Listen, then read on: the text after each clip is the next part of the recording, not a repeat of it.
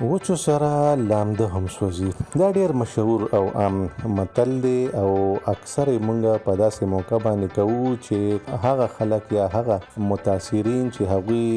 د غلطۍ نه کولو باوجود هم د هغې نتیجې په سر اخلي یا د هغې په سر په مخ ورته پلی شي، په هغه موقع باندې دا متل ویل کیږي. یعنی که په یو ځای کې څه خلک غلط کار کوي او د هغې نتیجه خرابه راوځي، نو چې کوم خلک غلط کار نه کوي نو هغوی هم ورسره متاثره کیږي. د مثال په توګه باندې عامیانه ټکو کې به داسې ووایو چې اکثر به په دې کلو کې جواری کېدې او وړې وړې جواری به وي، ولکانو به اول ځانونه مشغولول چې وخت تیري دپاره، خو بیا به هغې د باقاعده د جواری د اډې شکل واخیسته او جواری به کېدې، خو چې کله به چاپه پرېوته پولیس به راغې نو چې کومو خلکو به جواری نه هم کوله هغوی به هسې په حجرو کې ناست وو، یا به هغوی هسې دمې له راغلي وو، یا به هغوی هسې تماشې ته ناست وو، نو هغه به هم ورسره نیول. نو دغه موقع باندې مونږ ویلی شو چې وچو سره لامده هم سوځي. یعنی که دوی دغه کار نه هم کوو خو بیا هم د داسې خلکو سره ناست وو چې د هغوی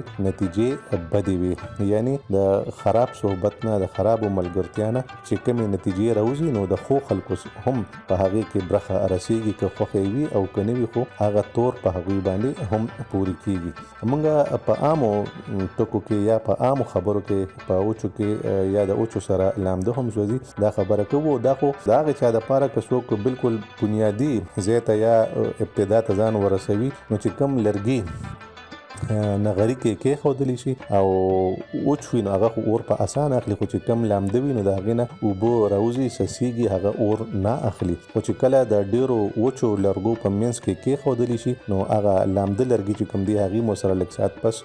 اور واخلي. کوم خلک چې بې ګناه سزا خوري د هغوی ټکارې هم زیات وي، د هغوی د تکلیف احساس هم زیات وي، ځکه چې ګناه غلطي یې کړې نه وي خو د نورو په ټس کې سوځي. نو ظاهره خبره ده چې د هغوی تکلیف او د هغوی